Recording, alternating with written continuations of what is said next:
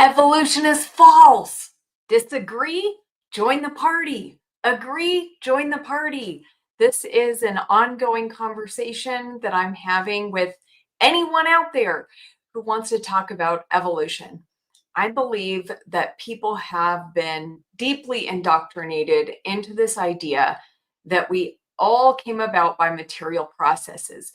This is an anti-scientific religious myth that has been widely promoted, and it's being promoted as if our scientific observations match, which is actually quite the opposite. Evolution is very problematic, to say the least. So if you disagree, I welcome you to bring your evidence. And if you agree, then you can come too. And so people are welcome. Now, I have promised that if people bring evidence for evolution and it turns out, if I look it up and I don't have a response to it, then it will go on my list of evidence that favors evolution. Now, so far, people have only brought me evidence related to the fossil record. And so I will say that the fossil record is no friend of evolution. And mostly the people who are bringing evidence are actually not bringing good evidence for evolution. They've really just been bringing evidence against my belief, which is young Earth creation. So I believe the Earth is, not billions, not millions, but thousands of years old. And so the people who have brought evidence are mostly attacking the young Earth belief.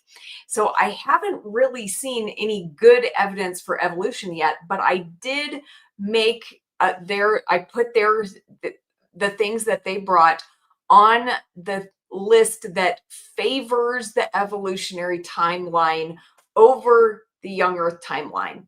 And so I'm going to revisit some things that were brought up last week. So for Jackson Rowe, he brought up that there are no shark teeth in the Precambrian layers.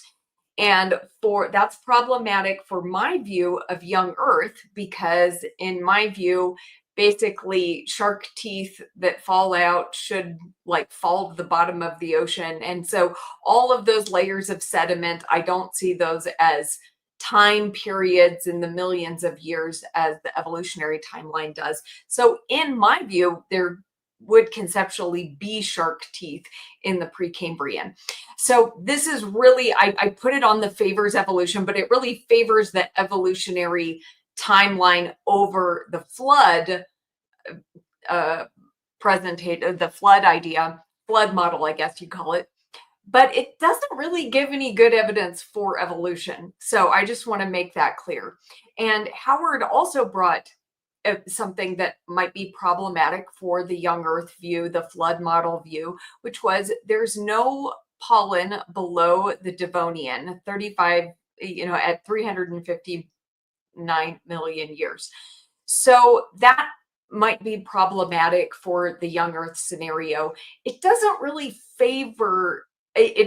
give any good evidence for evolution, though. So I just, I would like to move beyond the fossil record, but I'm happy to still entertain ideas that come against young Earth. But what I would really like to see is some actual evidence for evolution. Now, I want to mention I had a wonderful helper in the chat last time. His name is Pierre, and he brought this against that's problematic for the evolutionary timeline. And he mentioned that tetrapod tracks are found 40 million years prior to any tetrapod fossil. So that is strange for if, the evolutionary timeline is correct, to have trace fossils prior to any actual fossils of the animals themselves. And I also mentioned that these tracks are actually problematic for the whole evolutionary timeline, because you've got to have space for things to evolve, and those tracks push back the timeline farther for tetrapods than we expected. So, um, in a second, I'm going to look at the chat. I see some people here, so thanks for being here. I also brought some evidence against evolution last time, and no one has challenged it. It is the topoisomerase chicken and the egg problem. And foresight problem. So I brought up that idea, and I'm going to bring some more evidence against the fossil record, since that was the thing that people have been focused on. And I just want to, bring up a couple of things. First, like I said, the fossil record is no friend to Darwin. It's no friend to evolution. Charles Darwin called this the abominable mystery. So this is something I haven't brought up before. I brought up the problem of the sudden appearance of forms in the Cambrian explosion. But, there was also a sudden appearance of flowering plants in the fossil record during the Cretaceous period. Now, that is very problematic for evolution, because not only do we have this, but we have many sudden appearances of forms. And that's really unexpected for the evolutionary scenario. We would expect that we would see many transitional forms leading up to these things, but we don't see that with flowering plants. We see the sudden appearance. So I'm adding that to the fossil record evidence against evolution. I'm also going to add this, unless anybody wants to come on and challenge these things, of course. I'm going to also add that the Carboniferous insect explosion, right? There was a great explosion of insect diversity at that time. And again, we don't see all these transitional forms leading up to the insects. We see fully formed insects with fully formed wings, able to fly, with fully formed complex eyes, with full structures as they have today, which is not what we would expect in the evolutionary scenario. You should have millions of years of development. So it's very paltry when you look at what is said about transitional forms in the evolutionary timeline, because we might be able to pick out one here and there and say, okay, this could be a transition. But actually, we should have many more transitional forms than we do fully formed creatures as we find them today. So now let's go to the chat and see what anybody has to say. And if anybody wants to join, you're very welcome.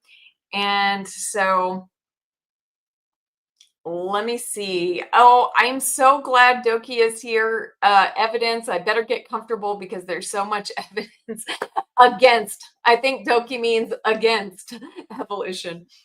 B.S. Lewis says, have you looked at a tree? Bread. This is his nickname for me. Okay, I do not call myself bread. Jesus is the bread of life. But BS is referring to my advice for anyone who doesn't know if there's a creator. Have you considered a tree? So this is a wonderful work of your creator, and it should be obvious that when you consider all that a tree is capable of, this is not something that arises by material processes, by chemical processes, by natural processes happening over time.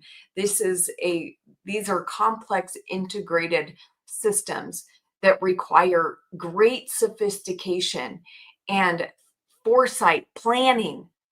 So hello, my unfinished journey. Good to see you. Dave is here. Thank you, Dave. I've appreciated your comments. He says tetrapod tracks aren't at all problematic.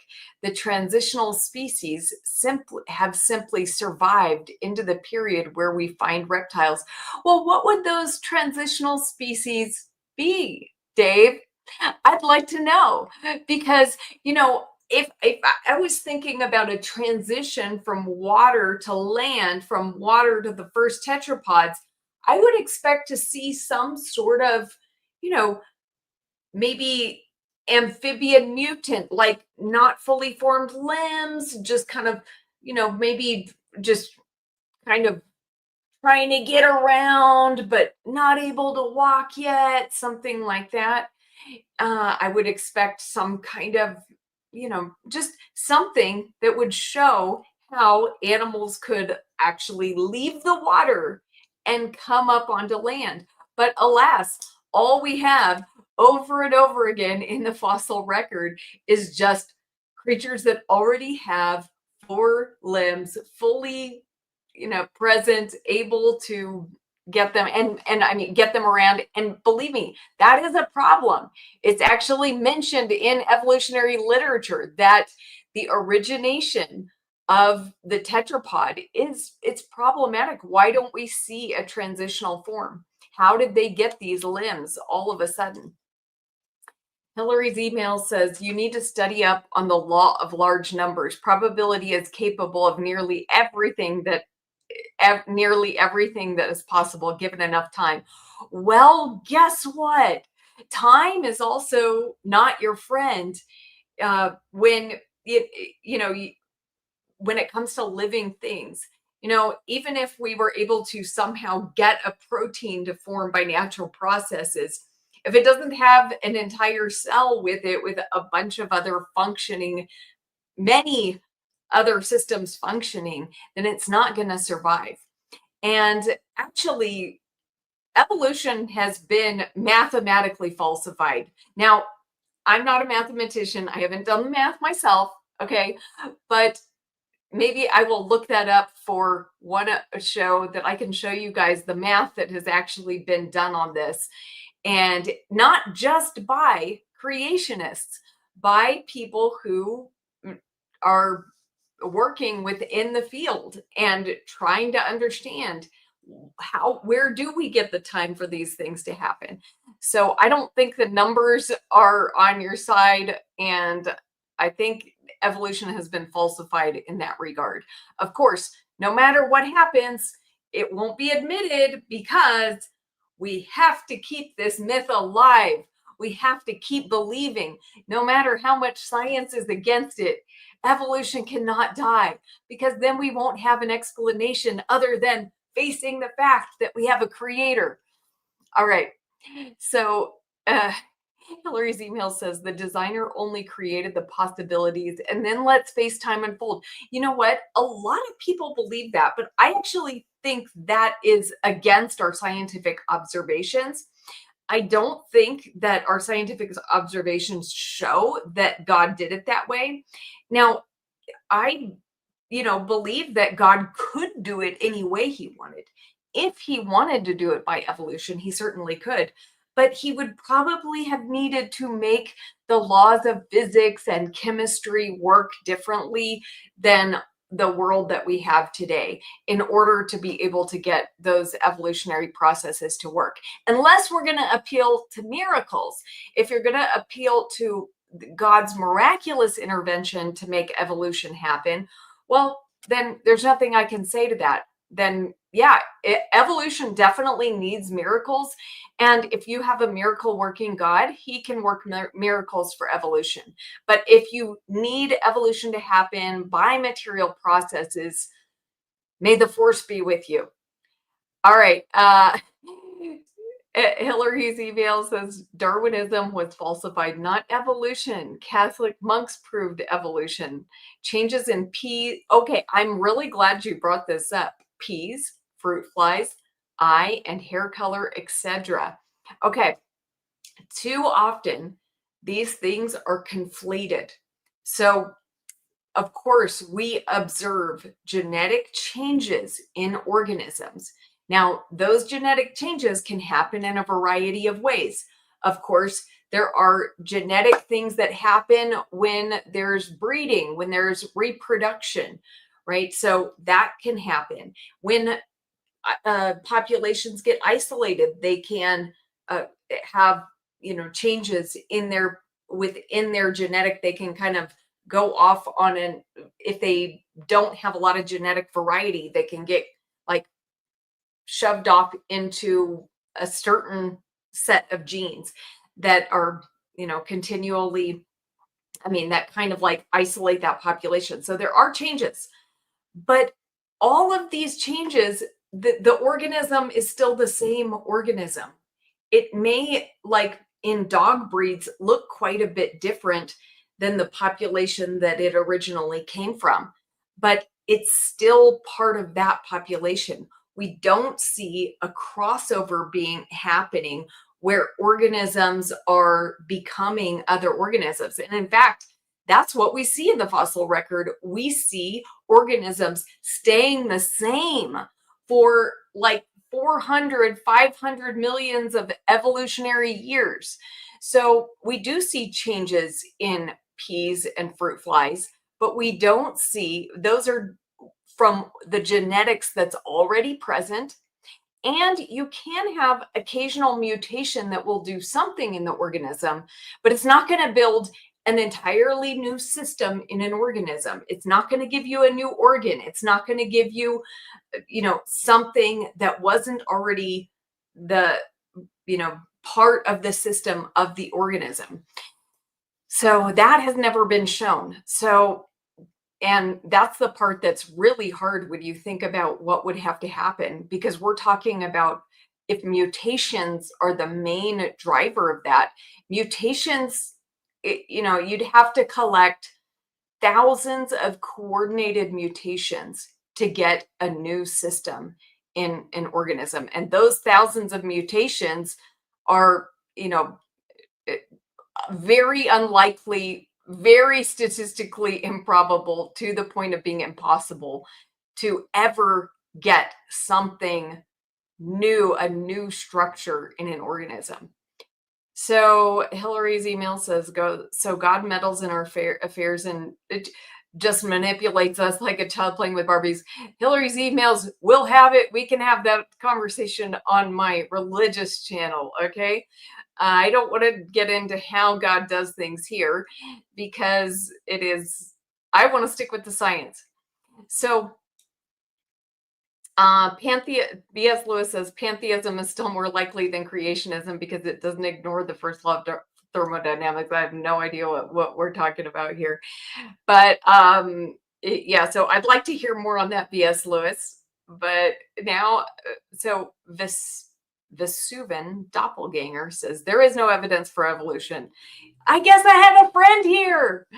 So Tom says, proteins break down with time. A cell would have to assemble itself in months at the most before proteins broke down. Thank you, Tom.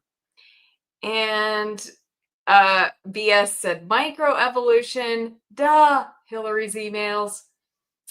Yep. Thank you, BS. Okay. Matthew says, what do you think about coal natural gas reserves? Did those form from biologic systems within 8,000 years, or did God put those reserves to mess with us? Okay, I think that, well, I believe that coal is actually from biologic systems. And I think we have good reason to believe that coal is not millions of years old. And the good reason is that we have carbon-14 that is found in coal that's supposed to be, 350 million years old. If it was 350 million years old, it wouldn't still have carbon-14 in it. So regarding natural gas, I think that was probably already present. Same with oil. And I'm not saying it can't be from biologic systems, but from my understanding that, it was probably already there. And, I don't think it's God messing with us. It's not God's fault if we ignore the revelation that he's given us and we just make up all these anti-scientific religious stories about our origins. So I don't expect God to conform and prove to you that your your anti-scientific religious story of evolution isn't true. It's your fault for believing that. So first law of thermodynamics is energy and matter cannot be created, only transferred. Okay, so how does pantheism not contradict that? Anyway, maybe I need to learn more about that. But again, that's kind of on our religious topic, isn't it? But yeah, well, of course, when we're talking about the law of thermodynamics, we're talking about what we observe scientifically about how processes work, right? If God intervenes, if there's a supernatural intervention, then of course, you know, God is not expected to conform to the our scientific observations of the world. So Dylan says, remember when you stopped replying when you called out on your flawed evidence and and wouldn't let you, okay, and he wouldn't let me skip past it. Okay, I have to let you guys know, if you start a very long conversation with me in the comments, I don't have time to respond in depth to every comment. If I think someone is really seeking truth about this, I will often take time to do a long explanation in the comments. But if I get the idea that all you're trying to do is prove evolution and you're not really interested in the truth, I'm probably not going to have a long conversation with you. And plus, guys, just to let you know, when I have a comment thread, I will only continue to see it for a few days because eventually it gets lost. Okay. So, in order to keep going on older comment threads, I have to go back, look through tons of comments, and try to find it. And so it's very time consuming. So, uh, Dylan, with you, I got the feeling that you were ignoring my evidence and you weren't really paying attention to what was going on. And so I felt like the conversation had become unfruitful. But I'm happy to talk to you if you want to come on the channel here and talk to me. We can have a conversation about it. And that's a lot easier than trying to do it in a comment thread. So you're welcome to come on right now. Anybody's welcome to come on right now. I've got the link at the top of the chat. I'm sorry I didn't say that before, but the link, if you want to join the stream, is at the top of the chat. You can join, you can share your evidence for evolution. We can have a conversation. I am never mean to anybody. B.S. Lewis can testify to that. I will not be mean to you. I will not try to make you look like a fool. Okay. Please, and I hope you won't do that to me either. But if you do, that's fine. I can take it. But the point is that we will have a good and civil conversation if you come on. So Tom says, I believe coal and oil were always coal and oil. There's no proof they came from living matter. Thanks for sharing that perspective, Tom. And, you might be right. Thank you. B.S. Lewis said, God is the energy and matter in pantheism. Thank you, B.S. So Matthew says, I think you have to believe that because there's absolutely no way for coal to get in the layers of the earth that it does if formed biologically. But the location of coal and natural gas disproves it. Okay.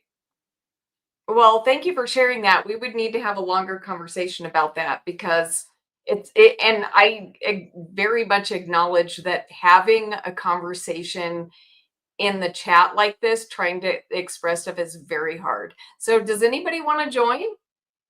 Anybody want to talk about it?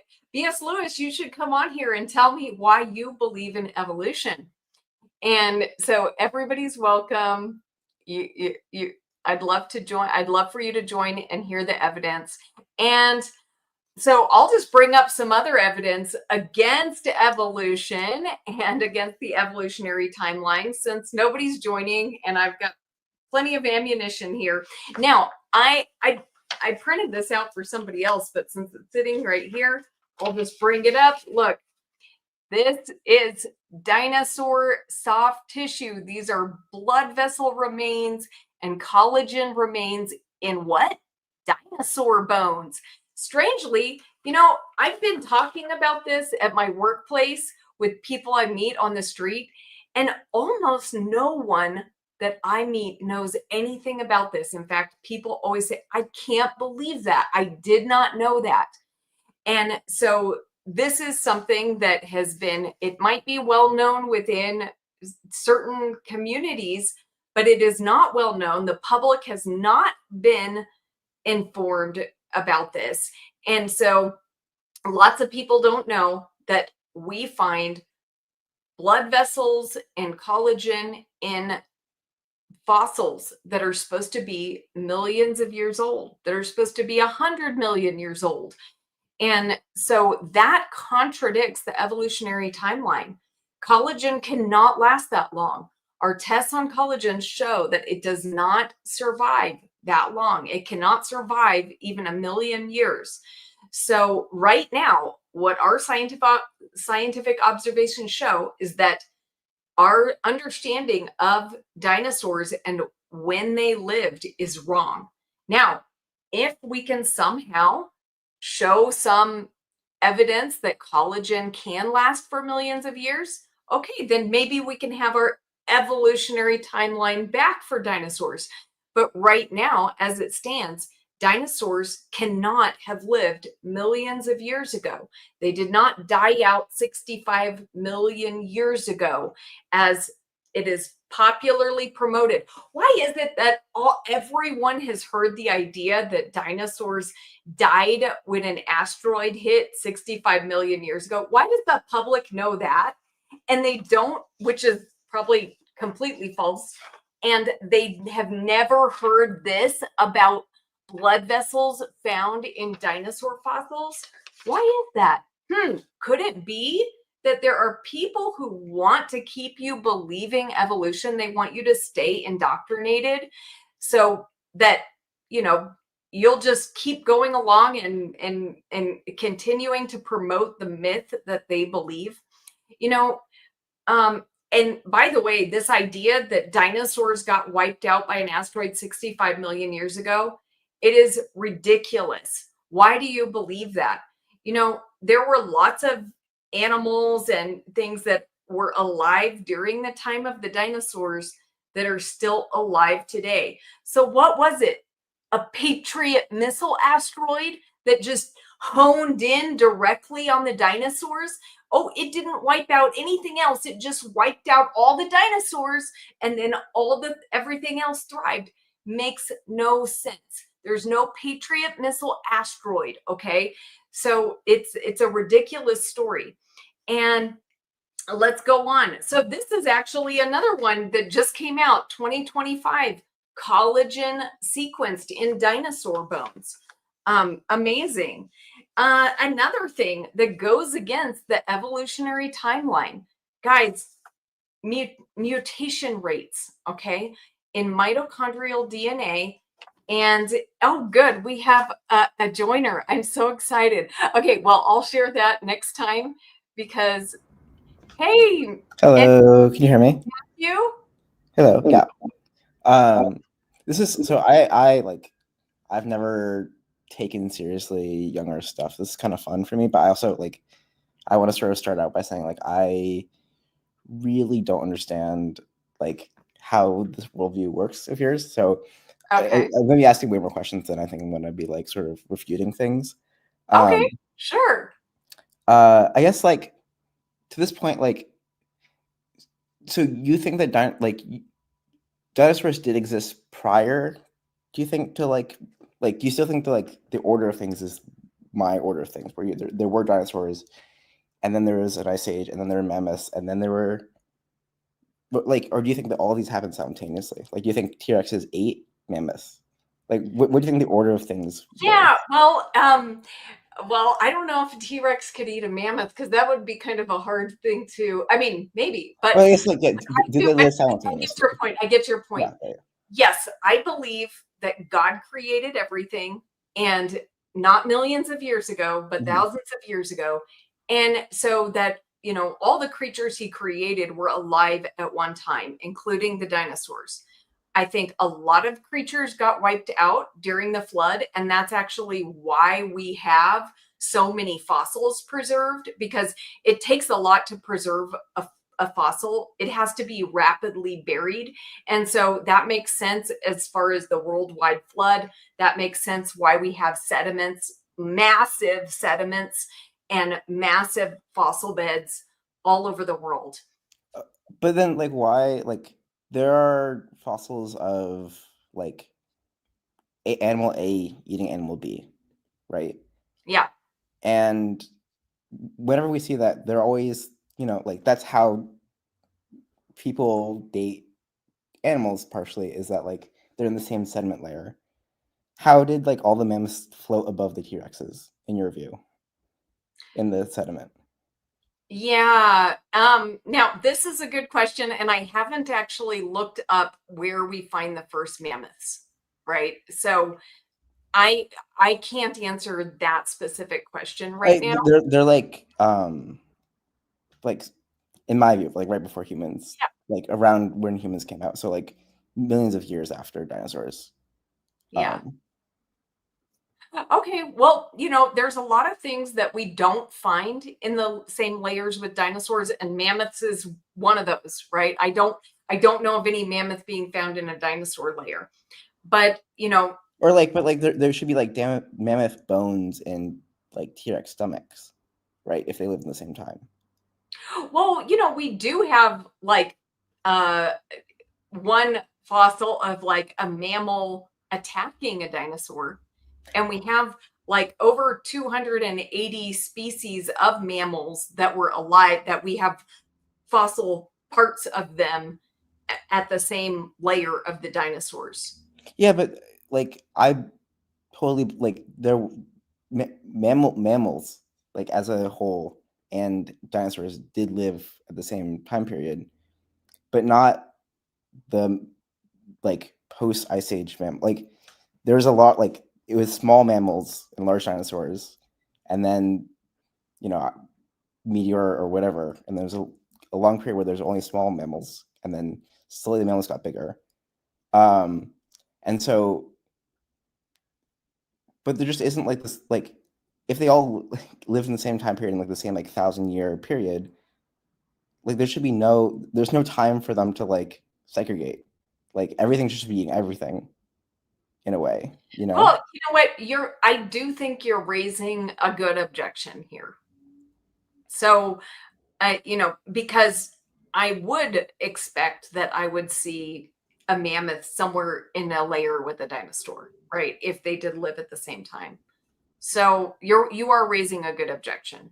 Okay. And so I'll put mammoth not with dinosaur on the favors the evolutionary timeline. Okay? Okay, cool. So I mean, also like again, like I also like I don't know that this doesn't exist, but like I'm pretty sure that it doesn't. 'Cause I feel like I would have seen it. Yeah, I feel like there's a lot of things like this where I'm just very curious, like, and then same thing with like things like the Grand Canyon and like other things that like geological systems that would have taken a lot of time. Do you think that like it formed like halfway eroded, or do you think it eroded really fast at some point? yeah, I think that massive amounts of water moving around are a much better explanation for the sedimentation layers and the carving out of the Grand Canyon. So, So like mhm. so the process was the same as the process that we have now for the Grand Canyon, but it just happened to go way faster at some point. Yeah, I would say not a trickle of water going through that's like slowly eroding things over millions of years, but probably a massive release of water that, you know, Oh, formed. but Mhm. like that wasn't a miracle. Like just No, like if you like turn up the spout in the Colorado River, you'd get you get the entire Grand Canyon in like 1,000 years, or like well, 40 and maybe days, less than that. Maybe like less, a couple days, and you could maybe. okay, Yeah. okay. So, yeah, that's the view. And actually, um, these ideas that the sediments are, layers representing millions of years, to me, that doesn't really make sense. I mean, we can make sediments like we can make things sediments form into layers like that, just in a little experiment at home where you put different rocks and they'll separate into layers and things. And so to me that makes better sense with what I see, and especially because like a lot of the layers don't have erosion between them. A lot of the layers that are supposed to be millions of years worth of sedimentation will suddenly have like a giant whale in them. Like, so like, when did that whale get in? You know what I mean? Like, it doesn't really make sense to me according to the evolutionary scenario. Okay. Um,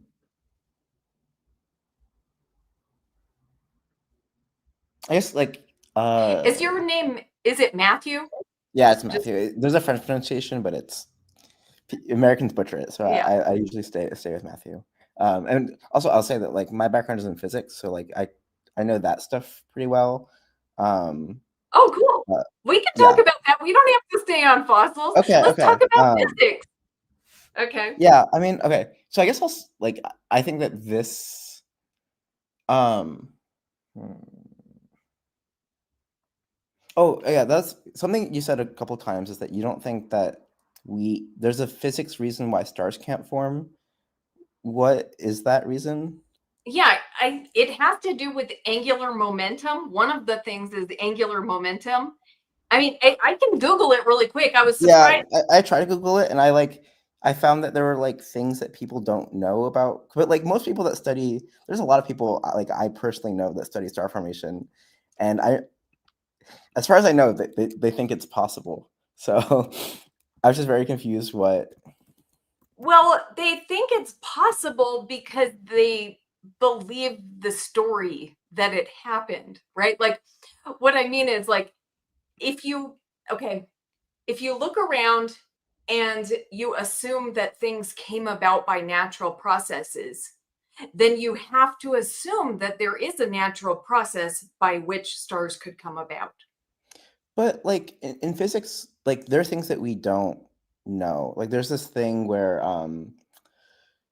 so like I'm sure you've heard of like redshift, right? Like the rate of like how fast the universe is expanding.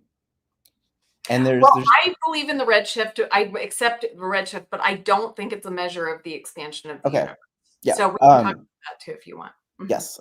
We can get into that. I guess Yeah. so in physics there's two different ways to measure it. There's these like standard candles and then there's ways from like gravitational waves. And Yeah. they disagree by like point oh oh one, but it's the measurements are so refined that like this is like a big deal. And so it's just very like there's a lot of things in physics where like it doesn't work and people sort of accept that it doesn't work and they sort of throw up their hands. We're like, all right, like it's an undiscovered problem. Maybe there's new physics. Physicists get really excited when something doesn't work. And so it's just very hard for me to believe that there's something like this that's sort of, on the grand scale, very basic and it doesn't work in some way that no one is like very interested in because if it like you know probably the solution wouldn't be that these stars never formed. It would be that these stars had some other way of forming and people would sort of maybe not be able to find that if it's not possible for them to have formed. But like I just don't believe that like yeah, I guess so it's the angular momentum you said is the issue. Yeah. I mean, I just looked this up the other day, but of course I don't study physics. Yeah, So yeah. I mean, I don't expect you to like um, convince me. I okay. was just very curious what Okay, uh so several challenges in explaining star formation. The angular momentum. Okay, so collapsing material has angular momentum, which needs to mhm. be dissipated to allow star to form. The distribution of masses. Okay, so basically, just why don't you look it up because you're going to understand the Yeah. physics better than me. But I was the other day I was saying there was one physics problem, but then when I actually looked it up later, it was three. That there were actually three problems with star formation. And like I said, I don't study physics, so I didn't actually sit there and read all of the problems because I'm trying to do this. I'm trying to touch every subject. So I don't know. But I mean, this is Matthew, this is why I think like people are they are assuming stars form because they have already accepted the idea that this happens by natural processes. But notice that in your scenario, there was no room for the possibility of actually God created the stars, and that's how they were formed, right? And I realize that may not be a scientific explanation, but neither is an explanation that defies our scientific observations. No, I agree. I think that just like the thing for me is that like it's like it feels like there's a lot of things that we can see in the universe that are processes that take millions or billions of years that like it looks like we're in the middle of this like billion-year movie, and you can see like plot lines that go back, all like millions and millions of years. And there's a lot of examples of that. And the idea that like actually we only started 30 seconds ago, it's like yes, like I think that like if you're right, like if all the plot lines fall apart, then maybe we only could have started 30 seconds ago. But I think that like that's just not sort of the case. Like the gas in nebula is hydrogen gas, which is the exact gas, which is where we see young stars, which is where like, and the stars have the compositions of the gas in the nebula where there are young stars. Like we see heavier elements near supernova. When we go for like this is a big thing actually for like I think this is one that sort of disproves for the like one-way speed of light thing, is that like, or at least the age of the thing that's producing the light that's hitting us, is that heavier elements only come about later in the age of the universe, at least in my theory.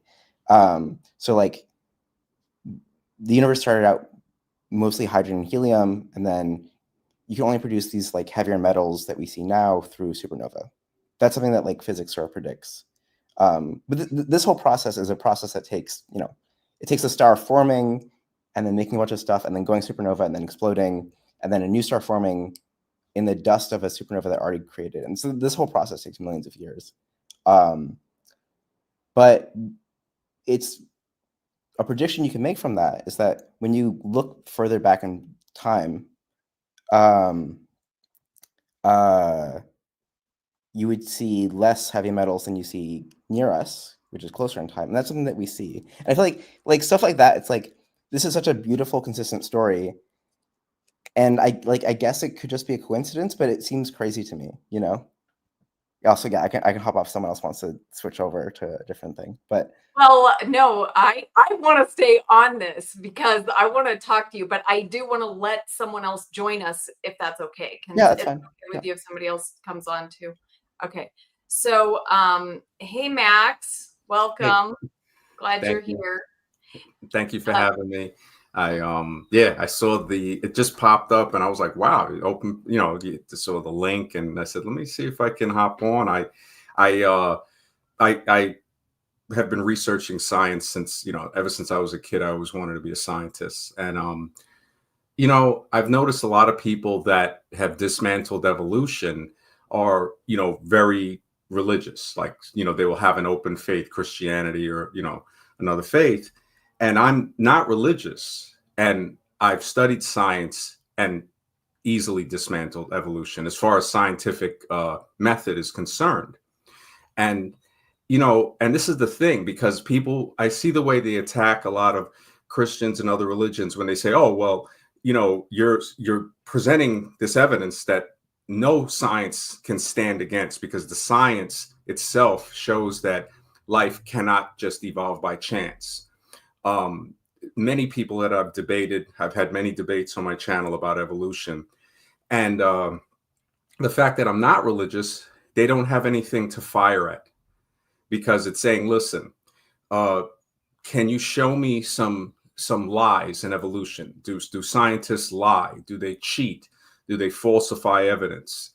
Now, we can see that in churches, and religious people can admit, yes, there is stuff going on in churches. But evolutionists, for some reason, one, it's a religion in itself. It's the religion of atheism. And I always say that Charles Darwin is their pope. The high priests and cardinals are Richard Dawkins and Neil deGrasse Tyson, Michio Kaku. The cathedral is the Museum of Natural History. And their Messiah that's always coming is the missing link. It's only been 180 years, and there's been falsification and open lies that have been uncovered after generations have been indoctrinated, especially with the only one that I've found that evolutionists will admit to, which is Piltdown Man. For 40 years, that was taught as fact. And the funny thing is most evolutionists don't even know about that fraud. So, yeah. Yeah, there's been over 250 supposed ape men, and over 200 of them have now been shown to be just wrong. So, but Max, oh my gosh, I'm thrilled to talk to both of you. This is really exciting actually, because that's super cool. I rarely meet someone who is not religious, who is skeptical of evolution. So thank you. That's awesome. Thank But you. I want to go, if it's okay, I want to go back because Matthew studies physics, and we were kind of talking about that. I wanted to go and just kind of say, regarding the story, Matthew, how do you feel?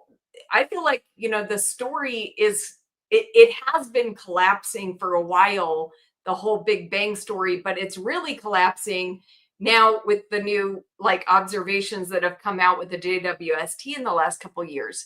So, have you looked much into that? So I think there's a couple. I think that we know, and I think most physicists will sort of say this, is that there's two sort of things that we're talking about here.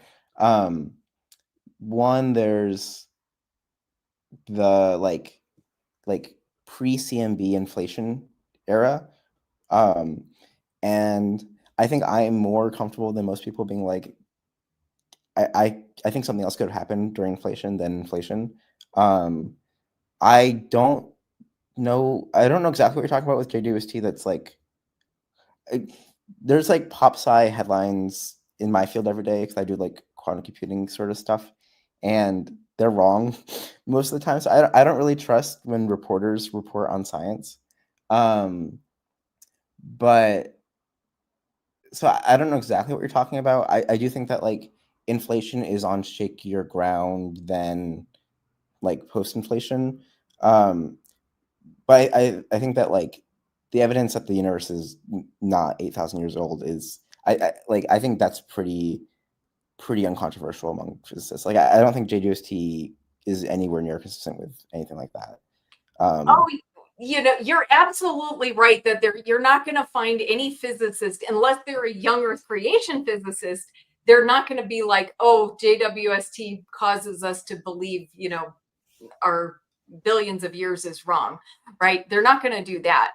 But the observations that I'm talking about, and this is in the scientific literature, it's not just on the pop science articles. And actually, you have to read between the lines on the, on some of the stuff. But basically, we weren't supposed to have galaxies. I still remember when you could look up, and if you looked up online, how long does it take a spiral galaxy to form? It would say it takes spiral galaxies 7 to 8 billion years to form.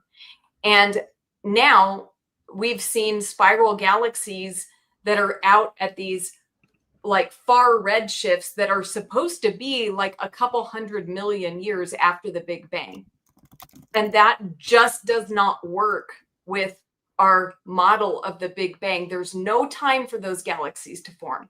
The other problem with it is that if the universe is expanding, then those galaxies, okay, because of the optical illusion that happens, because if the universe is expanding, we have to add in a calculation for that expansion, right? And so when we're looking out at things that are farther than a certain redshift, I don't remember the exact turnaround point. Maybe it's Z4 or something like that. But if you go beyond that, then the objects, they were actually closer to you when the light left. And so you would be observing them like there's like a point where you have to like do a calculation to show the change in perspective. And if we do that calculation, that makes those galaxies that we're observing out there impossibly small and dense. Okay. Now, if we don't add in those calculations for expansion, then those galaxies are, if the universe is not expanding, those galaxies are just like normal galaxies that we see in the closer proximity. Okay. But I guess like Yeah. you don't need like in my worldview, I need galaxies to have like these equilibrium points, right? Like I need a galaxy. I need my galaxies in my worldview to stay together for millions and millions of years because they needed to have like evolved essentially from Yeah. this gas. You don't need that I because know. in 8,000 years anything could happen. So the fact that like these galaxies could survive for millions of years is like weird, kind of. Well, You that know? I know. And remember, I have to take on the evolutionary timeline to poke holes in it. Okay. I'm poking holes in the timeline. Okay. I'm saying, look, these But galaxies are supposed to take this long to form. They shouldn't be there. They are there. That's a problem for the model. Those galaxies, if the universe is expanding, then those galaxies are impossibly small and dense, and they can't exist that way. That they're impossible. They have too many heavy elements. Remember, and that's another problem. They have too many heavy elements. They shouldn't have those heavy elements out there. And so that's another problem with it. Okay. But actually, you're bringing up something. I think there's good evidence that these galaxies aren't millions, even the proximal one, the ones that are in close proximity are not millions and millions of years old, because the spiral arms shouldn't be there. Now, instead of, saying, oh, these galaxies can't be millions of years old, instead we invent entities to keep them together, like dark matter. We say, oh, there has to be this invisible thing that nobody can measure. No matter how many billions we spend on it, we haven't been able to measure dark matter, but we believe in it because we need it for the galaxies to keep their spiral arms. yeah, I mean, like it's hard without knowing exactly, without like a paper being like, or like a thing being like, this is the math. It's very hard for me to be like, oh, I can tell you why what you're describing to me is or isn't true. I don't sort of know, just sort of the vague description. I think the thing, and I think this to sort of take a step back, and this is true both for I think evolution and for cosmology, is that like science is like we're trying to see the world around us, and like this is because I think there are things that are like sort of religious in the secular world, but I don't think it's science, because science is just like we see things. So like we see like you can go to like, I mean, I'm always very confused when people say that like they don't believe in evolution, like what exactly that means, because there's so much sort of stuff. Like there's the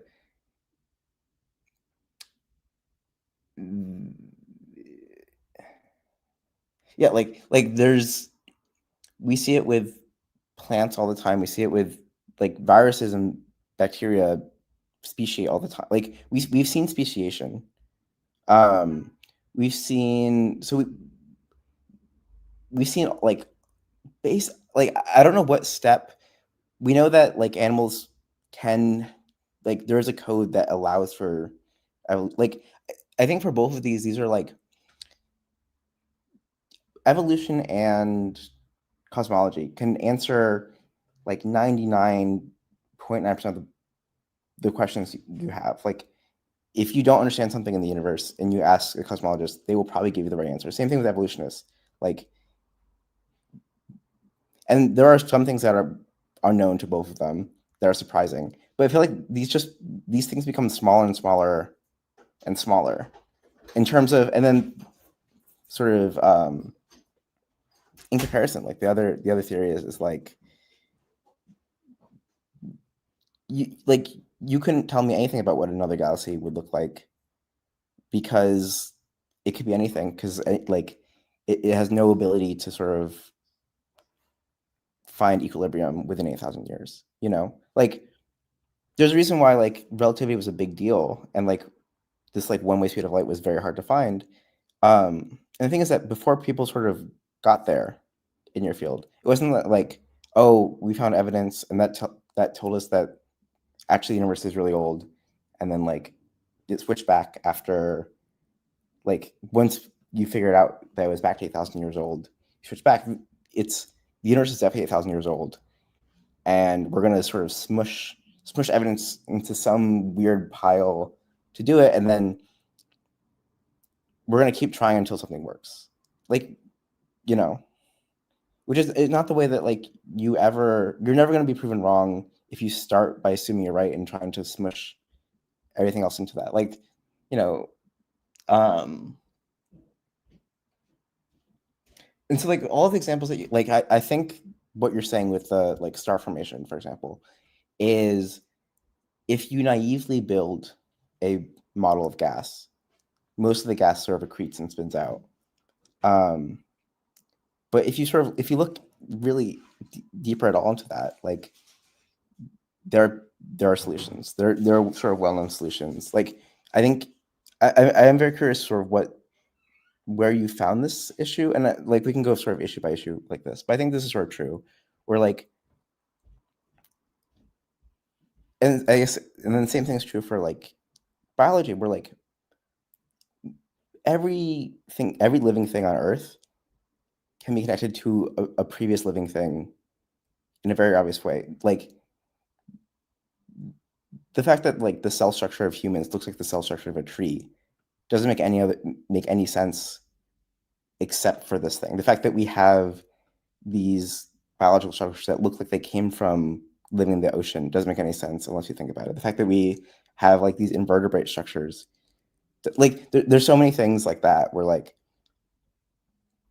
you know, there's a thing with the giraffe with the gland and like our tailbone, like, but there's so many things like that where like if you ignore all of the good evidence and just look at like the holes, then yeah, there are holes, but like I don't know. I feel like both of them, like the story is very compelling, and I feel like instead of there being another story that's presented for like why all of these things are connected, it's just like we found two things that don't look like they're connected.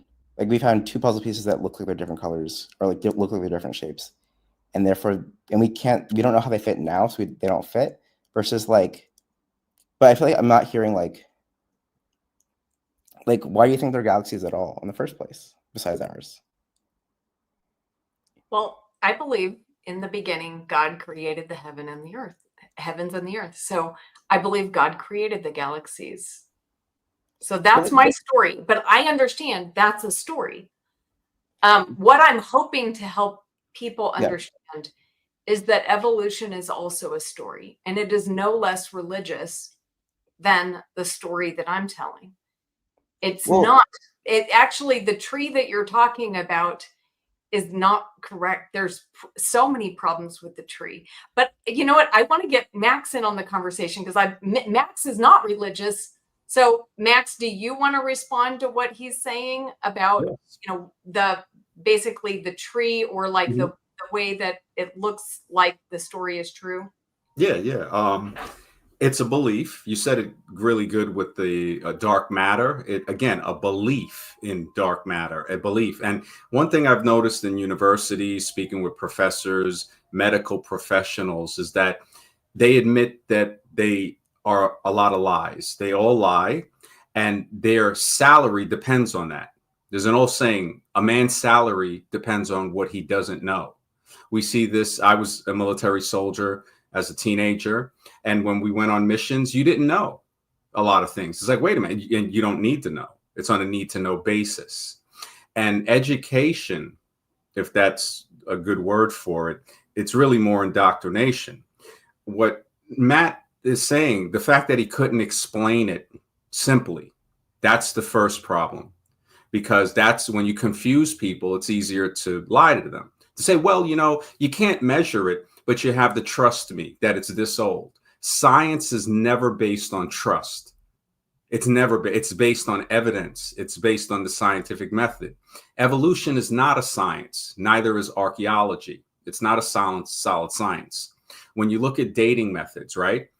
Just the way I confront a lot of religious people, I'll say stuff in their religious books that they don't know. And I say, well, go to this part of the book, right? And I'm like, well, how is it that I know your religion better than you? Isn't that supposed to be your life's work?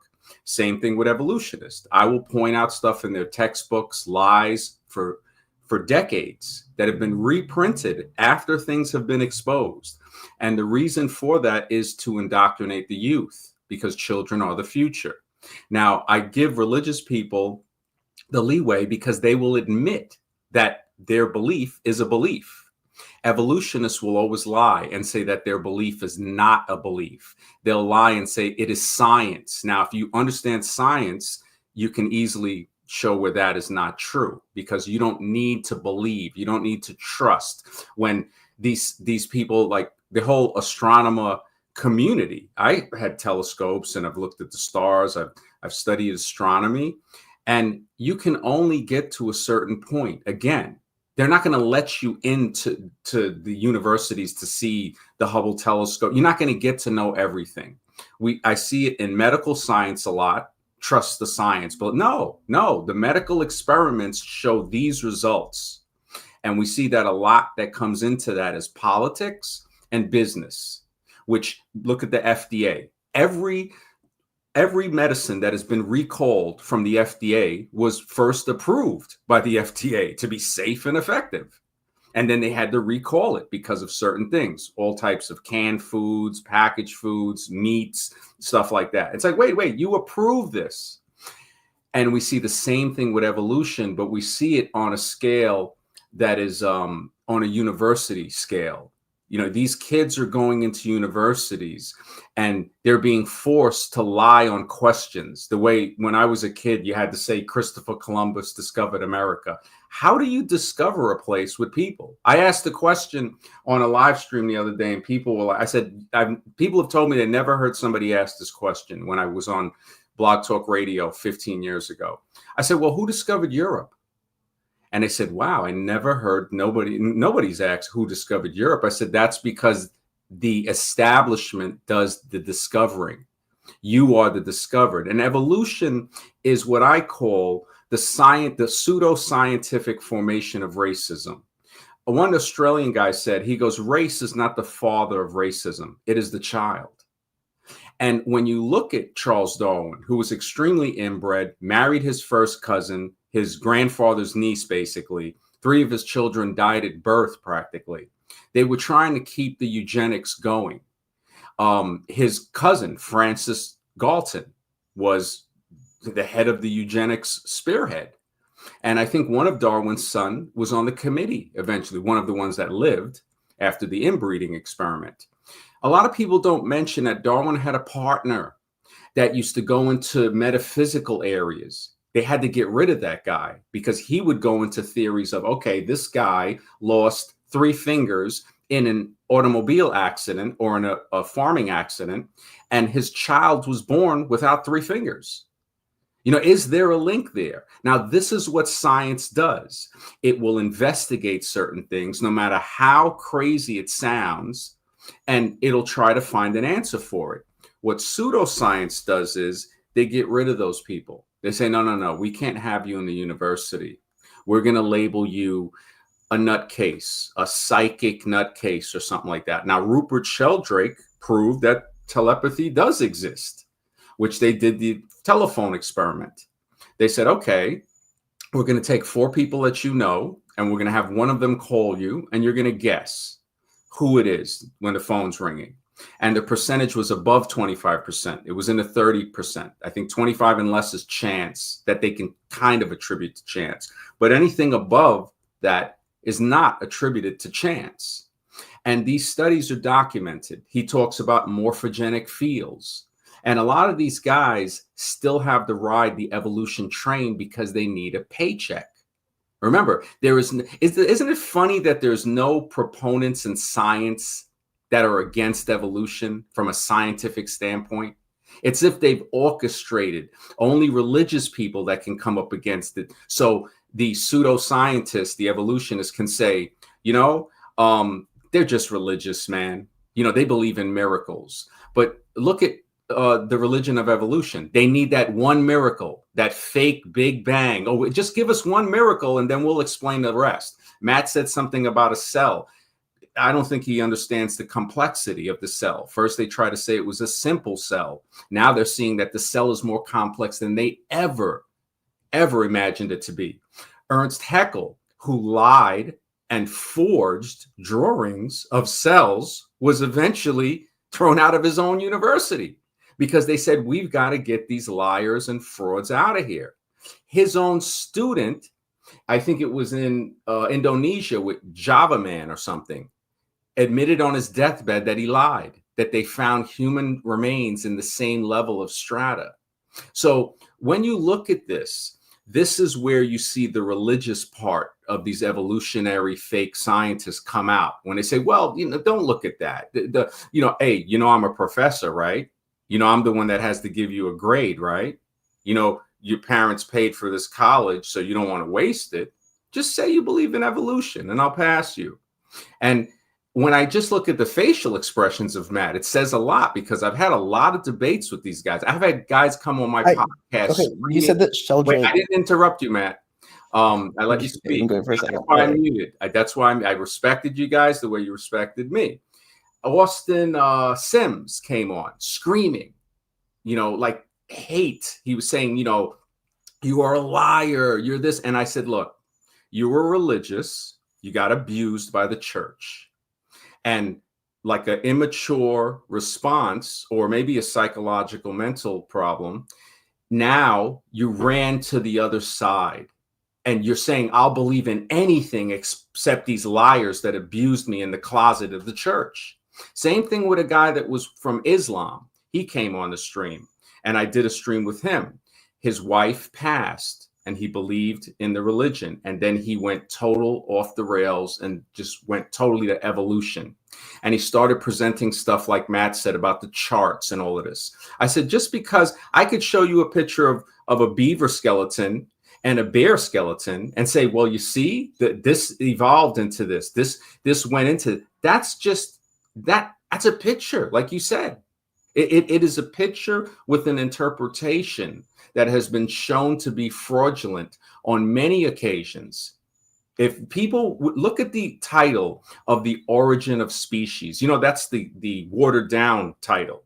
It was The Origin of Species on the natural selection, right? But of the struggle of preservation of the favored races. You can find the whole title online. Like I said, evolution was the pseudoscientific creation for racism, to classify people in these boxes so we could hate one another easier with some type of demonic or whatever people want to call them, because they really act in that manner, like very, I would say non-beneficial or malevolent for the people that aren't religious. To say, look at the stuff that they, it's actually insulting to people with less melanin to say they come from caves, and to people with more melanin to say they come from apes. Well, when you look at that, it was all, look at what Charles, what was his name? Charles Kingsley. He was an Anglican priest. The scientists in the late 1890s didn't want to support evolution. They said, this theory doesn't make sense. It was the Anglican racist preachers. He called Irish people white chimpanzees when he was traveling across the countryside. And he was like, oh, I must write the misses about this. It would hurt him less if their skin was not white like their own. And you see, the immaturity of these people that push this theory when real scientists tried to come out and say, no, wait a second, this doesn't make sense. There's no way. There is no. All right, I'll give you an example. Another lie. They used, and remember, Confucius said if he takes over a country, the first thing he would change is the language. They say missing link. Missing link is such an insidious lie that it implies it exists when it doesn't exist. The scientific term is non-existent transitional species. And when you say there is no non-existent transitional species, Then you say, well, wait a minute. The link you're telling me about, like Matt was saying about the tree, none of those, there is no links. There's non-existent transitional species. That makes the theory fall apart, right?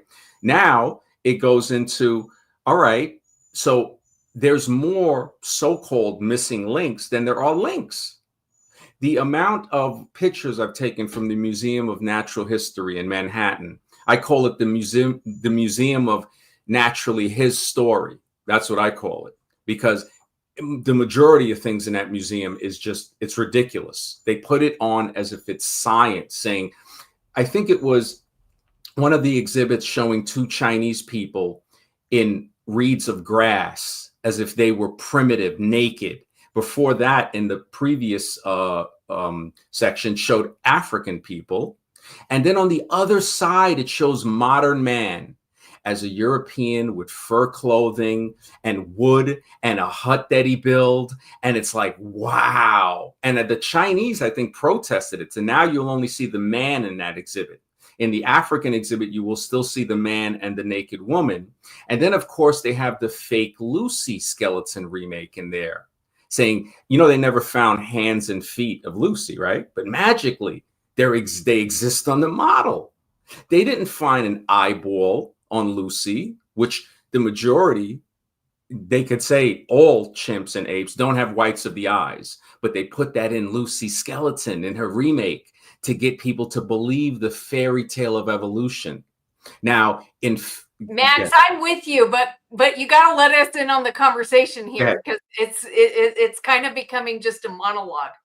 And I agree with you on much of what you're saying. And there is definitely it's really grossly racist, and white supremacists still use evolution to, promote their ideology. But Matthew, I think, is kind of at the level where I don't think anybody forced him to believe evolution, but it does. And it seems like what I believe is probably, as most of us have been, he was taught to believe it at a very young age, indoctrinated at school like I was, and just kind of naturally believed the story. So I think we need to present him with the scientific evidence against it. So, I mean, Matthew, do you have thoughts on this? I mean, I don't know. There's a lot there. I think it is telling that people like Sheldrake believe in evolution. If you don't know, Sheldrake is like one of the people that really believe that, like, in these like Paris, like in like ESP and stuff like that. And I think it's just that, like, and I think that, like, the Catholic Church believes in evolution, and that, like, it's so and sure, like, I guess I'm sure, like, I don't know what Max is talking about with these lies, and I haven't tried to lie at any point here, but like, I think that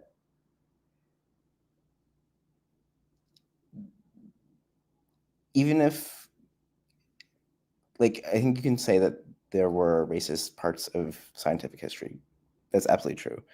But I also think that, like, us finding DNA and us finding the, like, correlations between DNA and the fact that you can cross certain things with each other, and the fact that we've seen species, like, I think that even if Darwin had never existed, this idea of evolution would have cropped up, because it's very like maybe all of it's sort of this intentional lie, but like it's a very intuitive lie in a way that like I think even like recently, from what I've seen, like these like ID people have like grabbed onto the parts of evolution that work and say that evolution just happened really fast, because evolution is this sort of very obvious, like the fact that species can come from other species is just so obviously true. And so the only big step is like, okay, where did life begin at the beginning? Which I think is an open question, but is a very different question than does evolution exist at all? And then also, I guess, like, yeah, if less time had happened, like, if you can convince me that the world was 8,000 years old, then I would believe that evolution didn't happen because it can't happen that fast. But I think there's so much evidence that the world is old, especially our planet is old, and life on this planet is very old. Regardless of you don't need radioactive dating for that. You don't need to even believe in evolution. I think the fact that life exists on this planet is for a long time is very obvious. And I think that when you start there and you accept that species can speciate, you get evolution. And there is something like DNA. There's something that's passed from animals from one generation to the next that is slightly different. Those three things give you evolution by itself. And so if someone came up with a better theory that worked better than that theory, I could maybe buy it. But I think it's wrong to say that this is this crazy pseudoscience where it's sort of the most obvious thing. Can I once give we you know that some DNA reasons exists, why it's not? Because actually, okay, you mentioned that the origin of life is an open question, and I'm glad you haven't, accepted the idea that life can come about from non-living chemicals. Okay, so that is life can come. I totally believe that someone can make a living cell in a lab from non-living cell parts. okay. Well, that's a religious belief because that hasn't been demonstrated. It's not a scientific belief. Okay. Exactly. So no one has ever made a cell from non-living things, not even close. If you see anything about creating life in a lab, I'll tell you what it is. They take a cell already living, and then they take some of the stuff out of it. They take stuff and they take other chemicals that they have used from life and they insert it into that cell, and then they call it a synthetic cell. Okay, but in no way are they actually creating life from non-living chemical substances. Yep, that's very true. Dr. James Tour explains that very well, even though he's very religious, and that's what they try to attack because his belief. But he is a very high level PhD synthetic chemist, and he has debated the fake Professor Dave, who said he was a professor on YouTube, but he's not a professor; he's fake, and he has 2 million subscribers. I remember leaving a comment, and my channel is not a big channel. And he responded to that. I could see that it affected his belief. Like when you said, Matt, if somebody else could have a better theory, you would buy it. When you trust or when you use the scientific method, right? You don't need to buy into anything. The science, the evidential science proves it to change your belief to say, wow, this new evidence actually challenges my belief, or it actually destroys the belief as false. So I can either keep believing in something that has been proven to be false, or I can change it in accordance to the realistic studies and the evidence. And that's where your perception will broaden. This is why I'm not religious. Either, when people say, oh, do you believe in evolution? I said, no, I said, I'm not religious. Do you get it? Because that is just another religion. Okay. But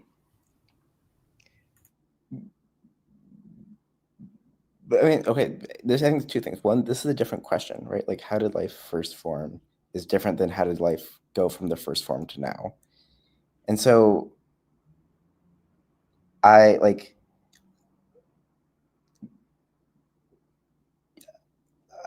I think that you can say there are people who believe that it was sort of put in and then evolved.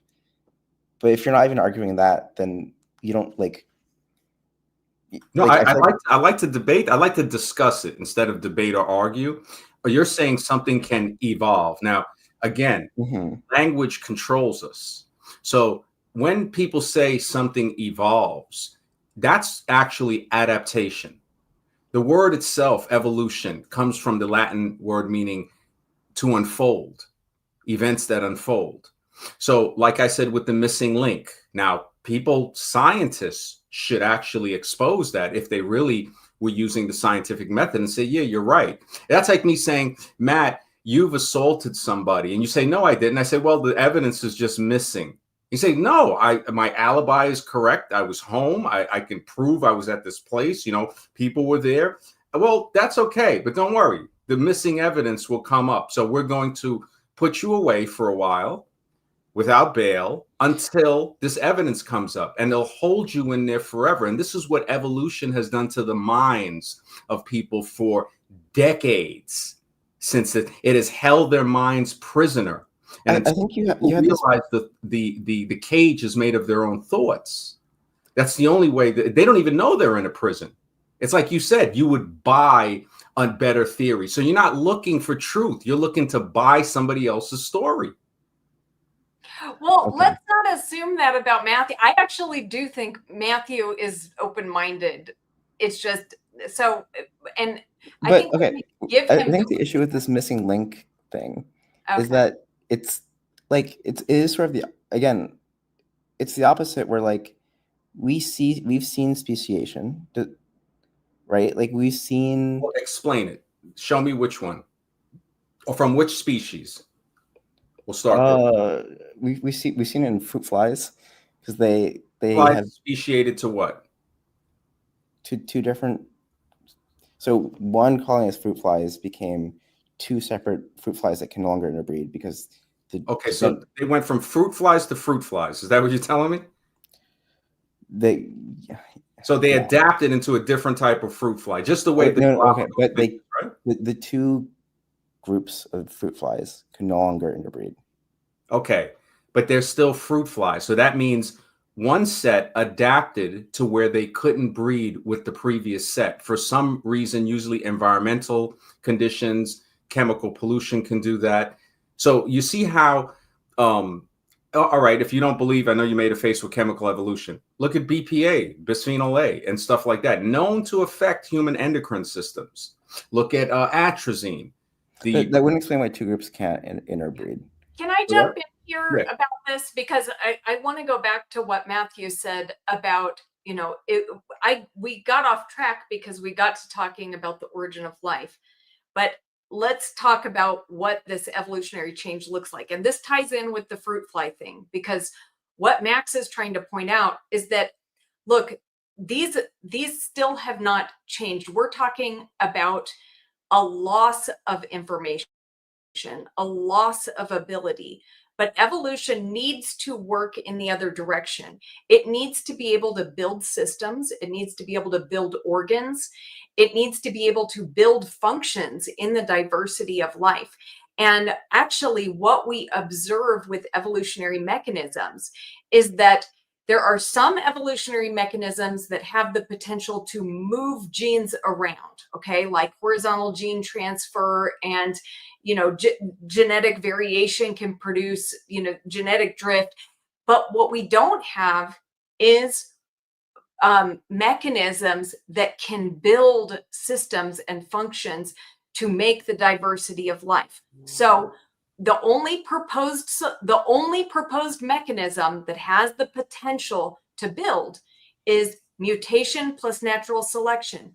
Unfortunately, though, mutation actually shows it's mostly harmful or neutral, and it doesn't have the capacity to build. So it doesn't, you know, to get an actual. Wait, but okay, if it's mostly, I agree. It's mostly neutral. It's sometimes harmful. It's very rarely beneficial. It'll only lose information. And Hillary in the chat was saying something about genus, but when I posed the question, who discovered Europe, it was to educate you, Hillary, on that a place that's inhabited cannot be discovered. So when you say we don't disagree about that. Well, no, come on. If I went to your house and say I discovered it when you lived there, I said we how don't valid disagree. is that? Okay. Right? No, I'm agreeing. You know, like doesn't that? It's like saying, wait a second. So I don't exist because you came here. The British discovered Ireland. No, the Irish people were there. You know, when the British arrived. Okay. The amount of information in a gene from one species to the next is the same, because it has the same amount of base pairs. I think it's just wrong to say that you lose information from one generation to the next. where do you build genes? What do you see as the gene build system? Because for evolution to happen, you have to build a lot of genes, and genes are thousands of nucleotides. So how do you get mutations to build thousands of nucleotides that coordinate together to make a new organ or system? I mean, but we've seen like antibiotic resistant bacteria is one of the things where within a couple of generations of like MERS, you go from bacteria that cannot survive these fungal things that we use to bacteria that can. So we've seen one species pick up a new trait from evolution. So all right, may I explain that? And I'll go into that.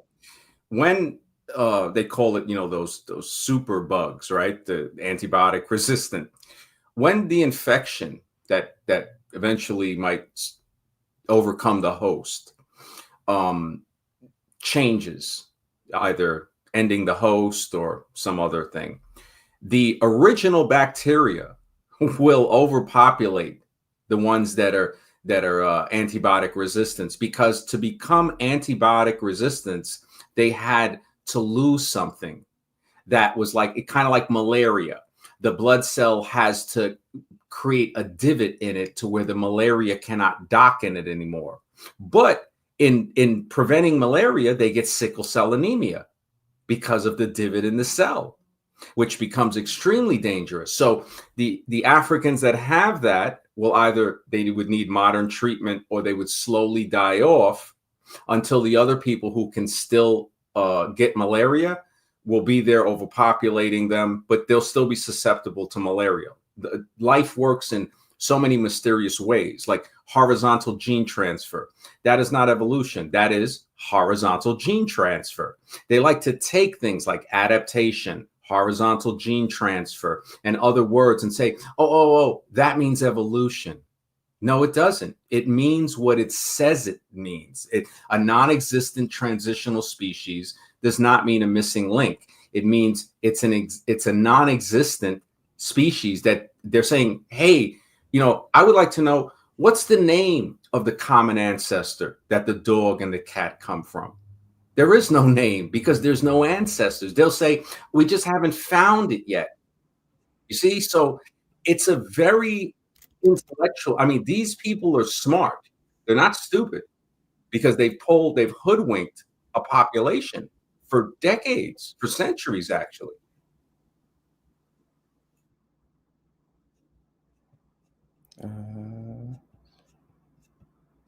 Okay, so, and I wanted to say, I do think it's true that some people are intentionally, obscuring the truth, but I think it's like a lot more that we have generations of scientists who have been indoctrinated, and so by the time they even become, they come into studying science in college, they've already been so deeply indoctrinated that they just don't think critically about it. They've already fully embraced the story. And we've got Howard joining us too. Welcome, Howard. Thanks for coming on. Yeah, I just got here, so I haven't heard the whole conversation. So if I repeat things that you said before, that's my apologies. Okay. So we were out at dinner. So anyways, I want to comment about a couple things. One about genes and one about transitional species. The fact that we don't have every transitional species isn't evidence of everything, because we've got lots and lots and lots and lots of transitional species.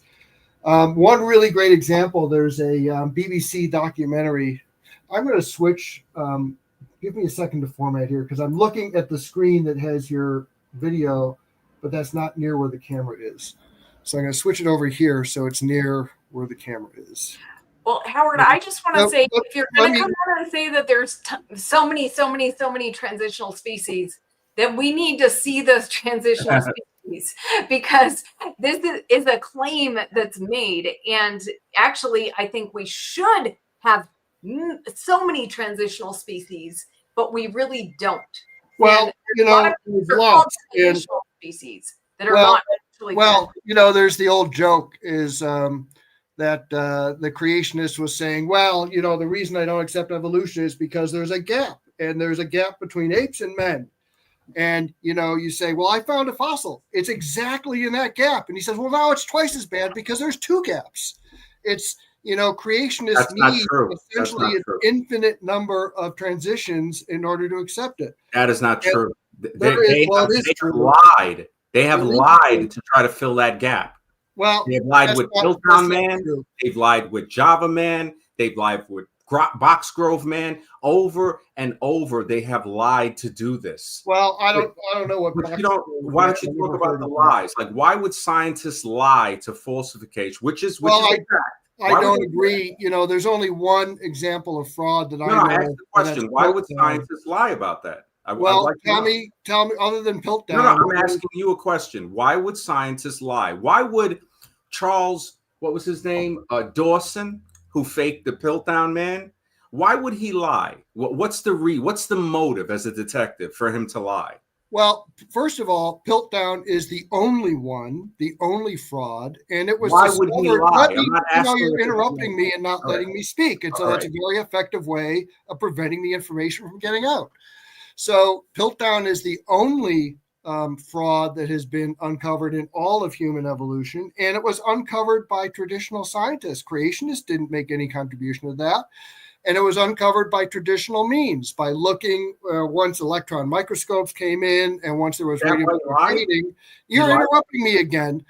And it was uncovered completely exposed and completely admitted to be a fraud by all traditional scientists.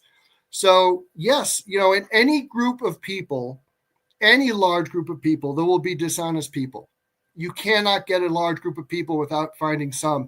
But some dishonesty is not an example of all dishonesty. And I could throw this back at you. I've heard countless claims. You got to answer the question first. Why would he lie? I've heard countless claims by creationists that are lies. Let me give you Why would Charles Dawson lie? I don't know the details of once again, somebody who has a religion that I have to teach them about their own religion. I know about Charles Darwin and Dawson and Dawkins, but you don't know about it, and that's your religion. How embarrassing is that, Howard? That's none of these people are important. Well, I disagree with that. I've read the books by all. It doesn't matter what you've read. Why would Charles Dawson lie? That's one example. I don't know why he lied. Why? I'd like to know. I don't know, but why? Okay, then let me ask you this. Don't know? Let me educate you. Why would Dr. Warner, who has gone on and on about debunking fossils, lie about the fossils repeatedly? And I'll let you know. I think you do know why he lied. He lied to push the religion of evolution because they wanted this thing to be in schools so bad. You don't know what the Scopes trial is? Yeah. Let me guess. You don't know the Scopes trial either? What's wrong with the Scopes trial? Well, didn't you? You don't. They didn't lie about the Nebraska man. I have no idea. Known fraud when they try to say a tooth from Hesperopithecus, right? They try to say, oh well, this is a tooth, and they made a whole thing. Look up Nebraska man, and then they found out, oh, you know what? We made a mistake. That was a tooth of a pig, an extinct pig. Which eventually they found out, well, this might not even be an extinct pig. There are so many times they've lied about human fossils, about saying this is the link. And you know what, funny enough, you know what artist rendition they made of Nebraska man? A Native American looking type of man. When Charles Darwin referred to these people as advanced animals and stuff like that, it just allowed the genocide to go further. In 1870, didn't they scrap all the treaties, right? I don't know with the Native American tribe. I thought you would know this because this is the thing where I go into with religious debates, and this is a religious debate. This is not a scientific debate. I don't agree. You're religious, and it doesn't matter if you agree or not. It's what the science and the evidence. Now is it my turn to talk finally without you interrupting?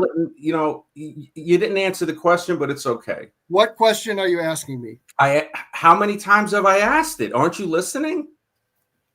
Why would Charles Dawson lie? And I already answered. I don't know. You don't know, even in the light of saying, well, he did it to say, look, evolution exists. So he's telling you why he lied. but you Okay, don't know. now it's my turn to ask you a question. You don't know. Do I get to speak or not? Please do.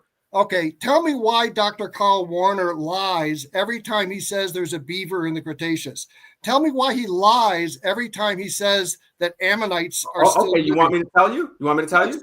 Because he's pushing his religious view. Yeah. That's why he's right. lying. Just the way Charles Dawson lied, he was pushing his religious view. But you can see the other guy lying, but you can't see your proponent lying. I've admitted that. No, you said you don't know. You didn't Let me say speak. It's really rude when you interrupt. You didn't say It's that. really, really rude.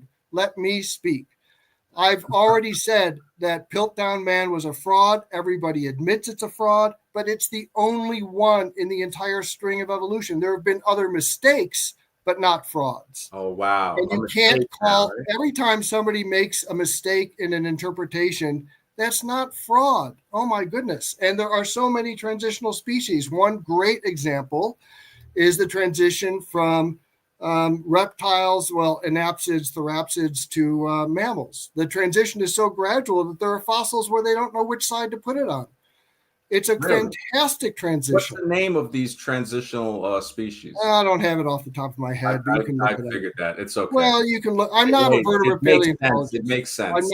I'm not a vertebrate paleontologist. I know it's just. But I am a professional. I am a professional geologist, and hey, makes sense, man. It makes sense. And what I know is that you know how Earth was formed, right? When you look at the stratigraphic record, there is far too much time for the Noah's flood to be true, and the sedimentology doesn't support it. This how is does something get fossilized in the middle of giving birth? Is that quick or slow fossilization? Quick. Okay, so what would cause something quick to fossilize like that? Rapid burial. Rapid burial by a flood, right? Well, and I'm not religious. Please don't mistake. That is the scientific answer. We only see rapid fossilization. That is false. That is flood and landslides. Would you let me speak, please? When you say using the let me speak right in the middle of me making a point, and that's a tactic from most evolutionists. You're a geologist. Your job depends on you believing the lie. No. You can't. Where there's room for doubt, there's room for growth. But there's no doubt in religion. Let me respond to a point you made. You said we only see rapid fossilization. That is false. The vast majority. I did not say that. I said, how does it occur? Again. No, but you're interrupting me into my mouth. Rebecca, do you not control this at all? I mean, let me speak about the evidence of fossils. Rapid fossilization is rare. It is rare. It only occurs in a few places. We even have a special name. It's called Lagerstätten. If you go to any outcrop in North America, the vast majority of fossils show evidence of slow deposition, of degrading, of organisms boring and growing on top of each other, so that the vast majority of fossilization shows evidence of very slow deposition. You said organisms growing on top of another organism, right? In a fossil, right? So scientifically, you don't think that's something that was fossilized rapidly? It burrowed because it saw the danger, got fossilized, and then at a later date, another organism started forming on top of that, the way barnacles form on turtles and whales and ships, right? Well, but in order for the barnacles to form, it has to be exposed to the sea.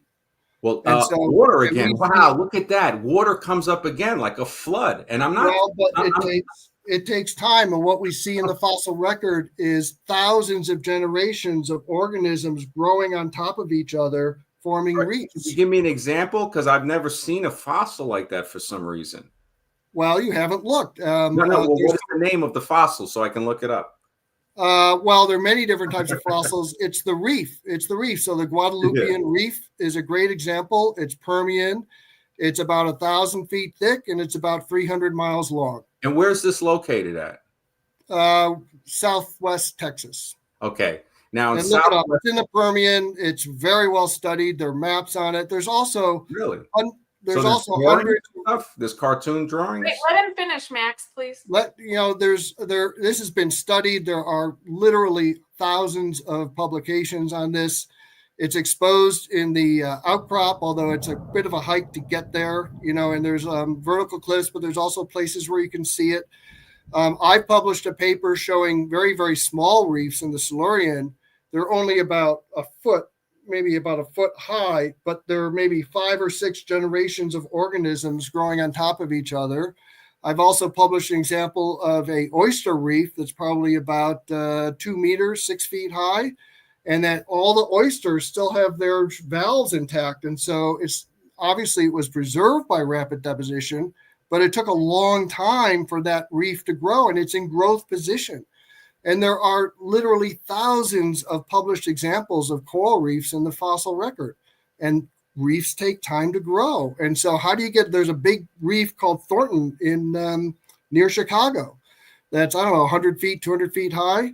And it's exposed in quarries, and everybody goes there as a geologist. And how does that reef grow if it all happened in a year? There's no time. Well, wait. So you're telling me the reef in Chicago, which is like a third or more of the way into the center of the United States, this gigantic land. I said 200. I said 200 feet. That's not a third. No. I'm saying into the if you go from the East Coast to Chicago, you're going inland, right? Yes. You're not near the coast. Yes. So these barnacles, did they say that or oysters or mussels? You were saying corals, right, and sponges. Now, are these saltwater corals? Like, do they have?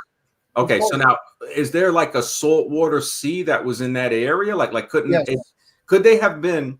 And I'm saying this from a scientific perspective.